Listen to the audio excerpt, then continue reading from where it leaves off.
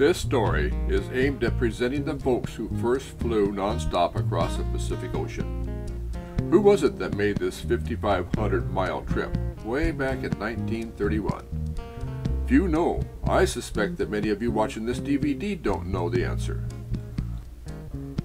Well, you can imagine that it must have been quite a feat back in those days. Even today, if you don't use some sort of that super big equipment made by Boeing or some other aviation giant. It is hard to imagine how far 5,500 miles is. It is much further than traveling nonstop transcontinental. Those guys must have been aviation geniuses. Well, let's start with the flight that almost everybody is familiar with. Back in 1927, a young man flew solo across the North Atlantic and instantly became a hero and household name. He flew from New York to Paris, a distance of about 3,600 miles, far less than the 5,500-mile Trans-Pacific flight. It was a well-advertised flight where the departure and arrival were anxiously awaited. Every step of the way was advertised, and the whole world was involved with the progress. Who was this guy? Charles Lindbergh. Of course, he became a household name almost overnight. Now, while everyone probably knows his name, few really understand what he did. He wasn't the first man to cross the Atlantic Ocean on stop. That was actually done by Alcock and Brown some 9 years earlier. Charles Lindbergh was the first to fly the Atlantic solo. It was a great feat, and he had to stay awake and alert 33.5 hours. Most of us cannot even imagine that, but he was young. He flew a Ryan NYP airplane. That stands for New York to Paris. That wasn't his first choice, however. His first choice was a Bellanca skyrocket. He was all ready to buy the Bellanca before the company threw him a curve. He could buy the skyrocket with the proviso that one of the Bellanca employees must accompany him on this trip. This didn't go over well with Charles, so he went to Ryan and bought their airplane. He was greeted on his arrival by over 150,000 people. As soon as he touched down, the mob rushed the airplane. He had to shut down the engine before he finished his taxi in fear of chopping up one of them. The airplane was torn to shreds by souvenir seekers. It took a number of weeks to repair before the airplane was ready to fly again. Oh yes, Lucky Lindy they called him, but the name Lucky had nothing to do with his flying. He was the most photographed person of his time. He was later faced with the bizarre kidnapping of his son, who was later murdered. The case was never solved. Charles and his family went into exile for some time over the incident. He was quite involved with politics, which may be part of the reason he became so well known for his accomplishment. Now let's get back to the flight across the Pacific Ocean. These flyers' names are not as well known as Charles Lindbergh, but possibly they should be even more well known. Isn't that strange? Even the people in the state of Washington, or many of the people who live in the city of Wenatchee, Washington, are not completely familiar with the remarkable feat accomplished by these two men, or what they had to go through to achieve it. Many before them had tried and failed, and a good number of them never lived to tell the tale. They did fly a Bellanca, but it was not the skyrocket. It was a major modification of the skyrocket and was dubbed the name J300 Long Distance Special. It had a gross weight of about 6,000 pounds and carried 700 gallons of fuel. The Bellanca company had apparently learned from the Lindbergh case that they would leave their employees at home on this one, but were very supportive of having one of their airplanes involved with such an undertaking. Before they left Japan, however, to fly the Trans-Pacific flight, they overloaded the airplane by 50% to 9,000 pounds by increasing the fuel load to a total of 915 gallons. Okay, the guy's name was Clyde Pangborn, and he was accompanied by his co-pilot, Hugh Herndon Jr. They flew from Sabasero Beach in northern Japan, near the town of Misawa, to what is now called East Wenatchee, Washington. The trip was one hair-raising event after another. To make the Trans-Pacific trip, they had a system to drop their landing gear into the ocean several hours after the departure from Japan. They incorporated some sort of skid plates in the belly to protect them during landing, since they had no gear. Upon arrival, they probably had only about 200 greeters out in the sagebrush region of Wenatchee. The airplane wasn't mobbed since it was forced to belly land with no landing gear. Clyde Pangborn was born in Washington State in a small town of Bridgeport near where the Grand Coulee Dam now stands. His parents both arrived in covered wagons. Their life in this untamed part of the West was hostile. Everything they had to be maintained using material and primitive tools that were available at the time. Everyone living in that environment learned to be very self-sufficient. Clyde had one older brother, Percy. When Clyde was about 2 years old, his mom and dad divorced and left the area. The older boy, Percy, went downriver with his dad to Wenatchee, while his mother, Opal, took Clyde to live in St.Maries, Idaho. St. Maries was a rough logging town in those days, and his mother married the owner of the local saloon.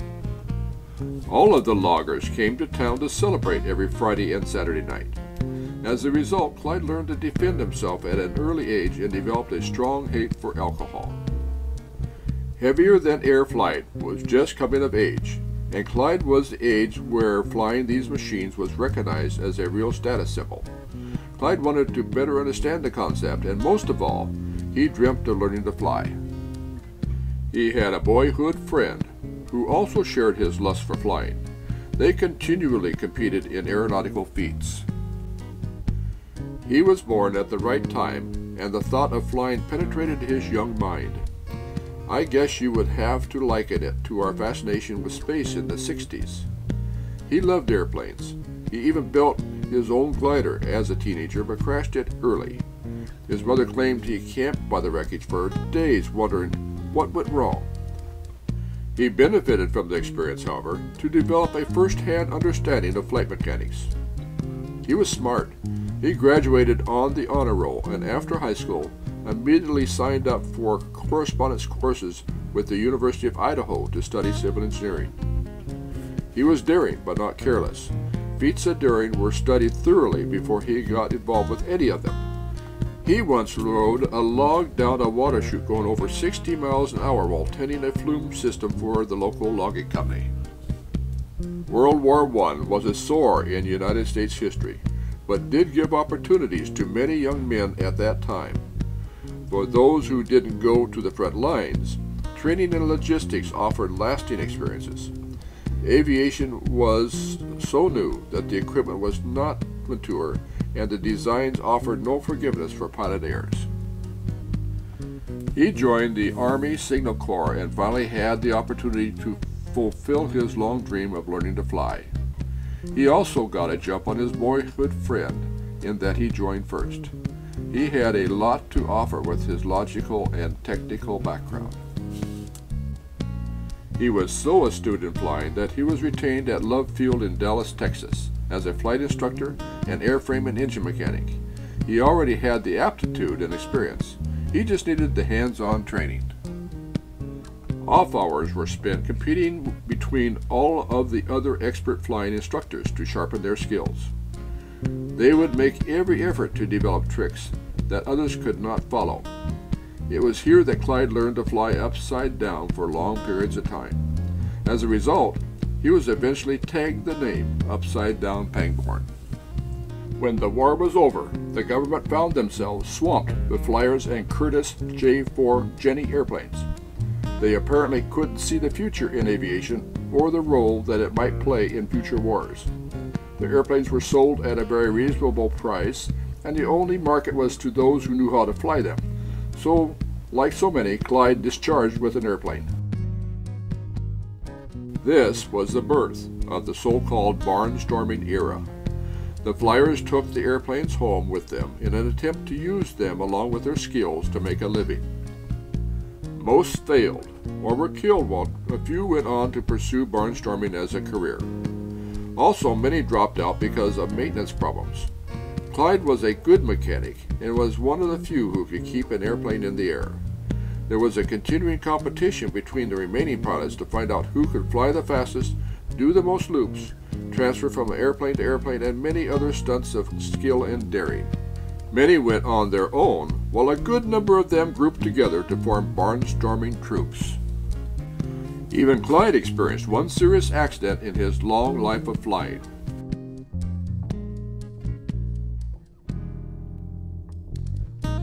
He was to transfer from an auto to a low-flying airplane. During practice, the resort owner told him the stunt looked too easy and that he had to make it look more difficult. So, on the third try during the show, Clyde reached for the ladder, slipped and fell 6 feet to the sand while traveling at 60 miles an hour. He cracked several ribs and dislocated his back, injuries that lasted him throughout his life. He later met up with Ivan Gates, owner of the Gates Flying Circus, a barnstorming company. Ivan knew of Clyde and asked him to join his troupe. Clyde joined the company, became chief pilot and eventually half owner. Particularly because of Clyde's attraction and show innovations, the company eventually became the largest and most respected barnstorming unit in the world. For example, as the show traveled from town to town, forward units would make arrangements for one of the local celebrities to participate. Outside of Houston, Texas, a young lady by the name of Rosalie Gordon was to parachute from a plane at the finale of the show. During the show, the chute cords didn't release and the lady was left dangling behind the airplane. Pangborn was flying, and he couldn't just land. After many in-flight attempts to save her, a plane-to-plane transfer was performed to get more help on the airplane so that they could pull Rosalie on board. They did this, but then had 4 occupants on the airplane that only seats 2 pilots and some sort of occupant hanging on. To land, 2 of the occupants had to ride on the axle between the 2 wheels while Pangborn skillfully touched down. All returned safely. The news of the rescue spread worldwide and the circus climbed to the top. Incidentally, the fuel was checked the next morning. 1 pint. Boy, was that a miracle. All good things must come to an end.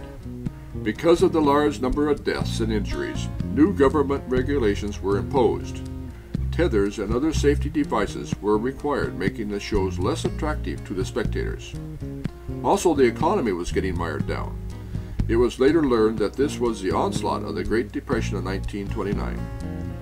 People were finding it more important to put bread on the table than to go to flying shows. Barnstormers had very little work and were not able to make a living in the typical nomad type of life.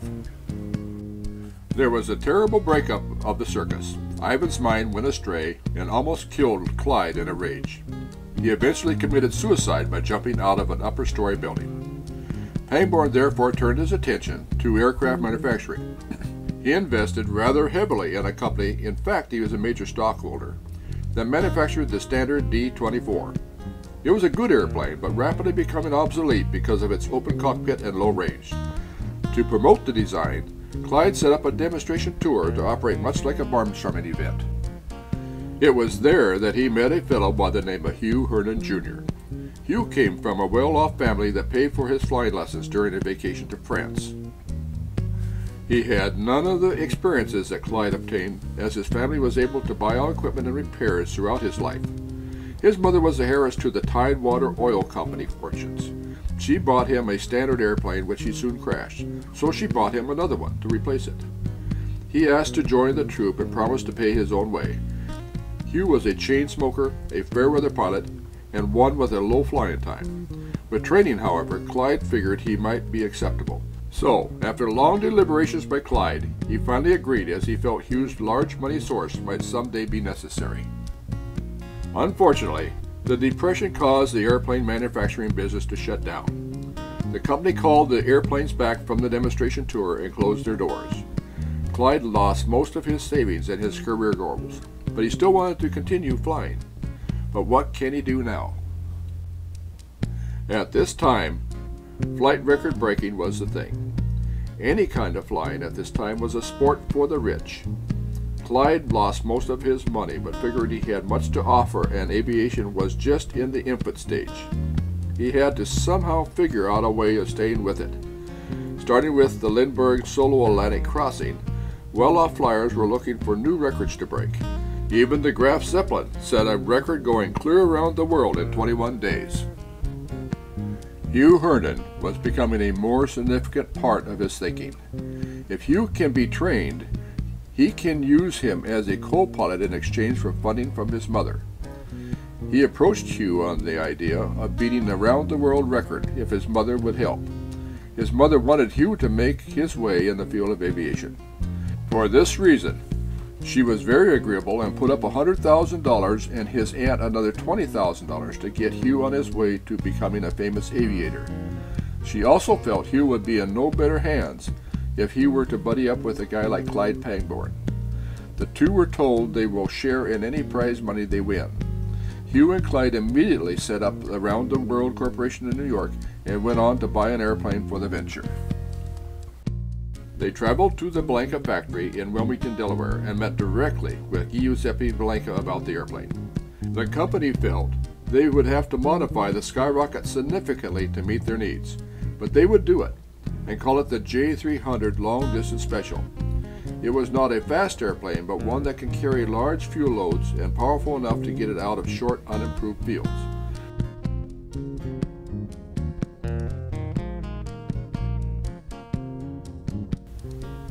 "We'll call her Miss VTOL," they said. That name will reflect the oil produced by the sponsor of the record-breaking attempt. The two went to work to plan and organize the trip. Many times it was apparent to Clyde that he was doing most of the work alone and that Hugh was not available for organization. Once in a while he would drop by to get Clyde's signature on papers which Clyde erroneously interpreted as being routine. It was during this time that they received some shocking news. Wiley Post and Harold Getty had just landed in New York after having circled the world in 8 1/2 days. About that same time, Hugh announced to Clyde that he had just got married to his French girlfriend. Both of these made Clyde furious, but he stayed focused on what they had to do.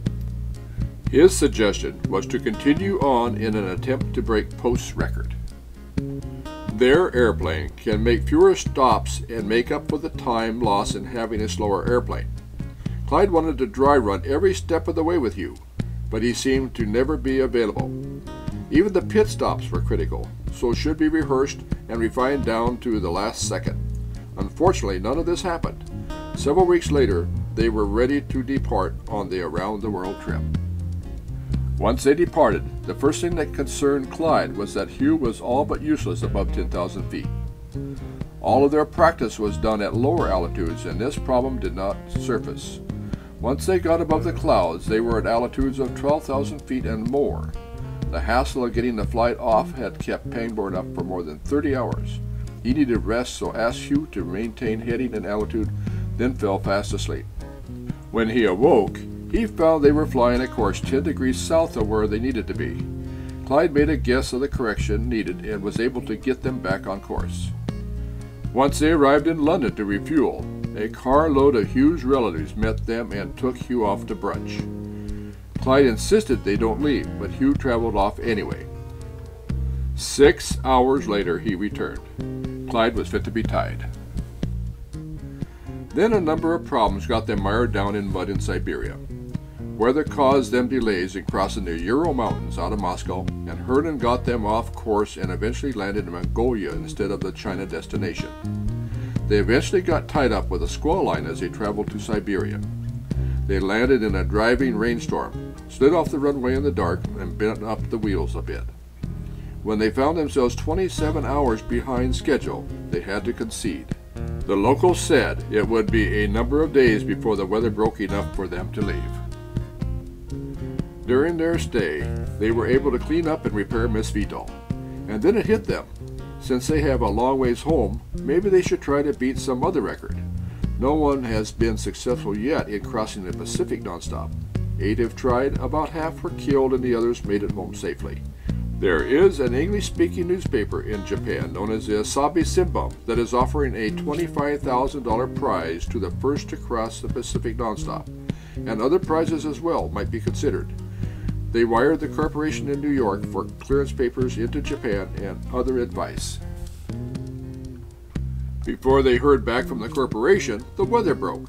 They figured that the Japan clearance papers were just a formality, and they decided to make a run for it. They said goodbye to their great host in Siberia and got in the airplane and prepared to leave. Soon after they left Siberia, the skies cleared, the sun came out, and they were thrilled to be on their way. It was beautiful. The blue ocean, the green forest, and the white waves crashing onto the shore. Because of that, and because they needed to maintain records, they started taking pictures like mad. They had still 35mm shots and 16mm movies for everywhere they traveled. When they landed in Tokyo, they were immediately greeted by the military, who arrested them for espionage. Japan was under military rule and in war with China at the time, and didn't think kindly of airplanes coming in unannounced. They were put under house arrest and the airplane locked up in a hangar. There they stayed for 7 weeks. Somehow, and the history trail is weak here, they were able to continue work on the airplane. They added nearly 215 gallons of fuel stowage and made a system unknown to the Japanese to release the gear once airborne. Then the verdict was released. They were both fined $1,050, which was covered by Hugh's mother, and were told that they have only one chance to depart. If they ever returned, they would be arrested, put in 205 days of hard labor, and their airplane confiscated. They will have but one chance for glory. So they filled up the airplane, loaded in all of the spare parts, and headed north to Misawa. Because they were still not trusted, they had to travel offshore by 50 miles. Once there, the people from Misawa were very hospitable. The local people helped with a great deal of manual labor and even held a banquet in their honor before they departed. It turned out that the beach at Sabasaro has been used for many of the earlier attempts.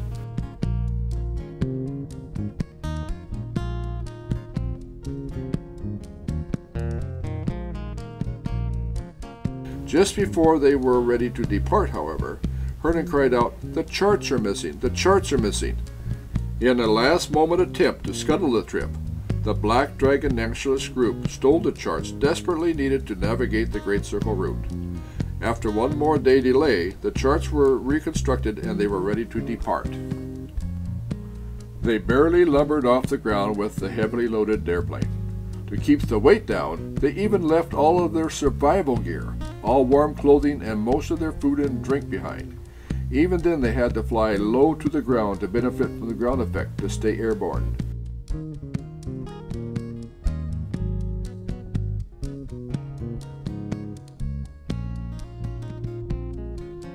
When they did, everything Pangborn had hoped for was evident. The airplane accelerated and climbed beyond belief. They soon reached 14,000 feet, where they ran into airframe ice. They could either descend to warmer air below, maybe, or climb to colder temperatures. They figured the only viable option was to climb to colder temperatures, which they found at 17,000 feet. Herndon, responsible for fuel management and CG control, was really out of it at this altitude. Pangborn didn't know if he could trust him or not at these altitudes, but had no choice. Noise or something alerted them to the fact that some of the landing gear struts that should have come off with the gear were still on the airplane.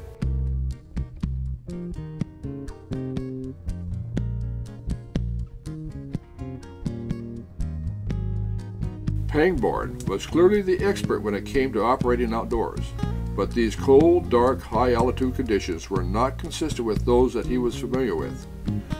Nonetheless, he figured the only way to rid Miss Beetle of the danger was to go outside and remove them. He crawled out the pilot's window, onto the struts, laid on his belly, feet forward, reached under the airplane, loosened and removed the port strut. Taking a while to thaw out in the unheated cab, he then crawled out the starboard window and repeated the same operation. Later in the flight, over the Barents Sea, Hugh again let them down. He was to hand pump the lower body fuel into the upper wing tanks, which fed the engine by gravity. He failed and the upper tanks went dry. The engine coughed and sputtered before immediate rapid pumping saved the engine from quitting completely. The same thing happened again a few hours later. This time the rapid pumping wasn't in time and the engine completely died.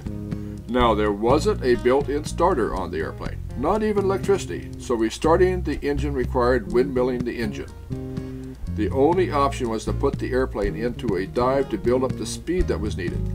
Pangborn did this all the way down to 1,400 feet before the engine started. They traveled a long time before they spotted the Canadian Queen Charlotte Islands in the moonlight. Pangborn had been flying for some time and needed rest before he attempted the tricky belly landing. He turned the controls over to Herndon to again maintain heading and altitude to give him a chance to close his eyes. When he arose, he was shocked to see Mount Rainier dead ahead. Hard left, he shouted. After avoiding disaster, he asked Hugh for the status of the fuel remaining. 200 gallons, he was told.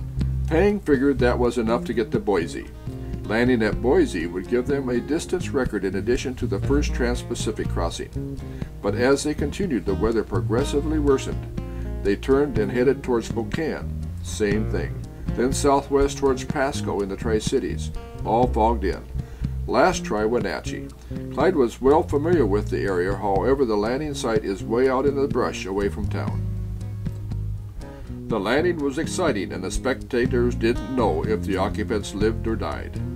In the relatively small waiting crowd were his mother Opal, his brother Piercy, and the Japanese newspaper representative. A young Wenatchee World newspaper reporter, Carl Cleveland, was also there, who was credited with the worldwide release on Associated Press. He later wrote a book on Clyde entitled Upside Down Pangborn. "Boy, are we glad to get here. It's like a dream come true," the newspapers quoted Pangborn as saying. The airplane was trucked to Seattle, where it was put on display in the local Bon Marché stores while awaiting parts for repair. At a local celebration there, Hugh's mother awarded Clyde with a mere $2,500 for his assistance. He was also told of a gag order he earlier signed preventing him from talking, writing, or endorsing products pertaining to the flight for a period of 1 year. Once the airplane was fixed, Clyde and Hugh continued on to New York to complete their around-the-world trip. Afterwards, Clyde and Hugh parted their ways in an unfriendly manner. This story is all true, and it happened not that long ago, and few know about it. Even in the state of Washington, even in the small town of Wenatchee, few know the story. They have heard of Clyde Pangborn, but not necessarily know why the airport is named Pangborn Field in his honor.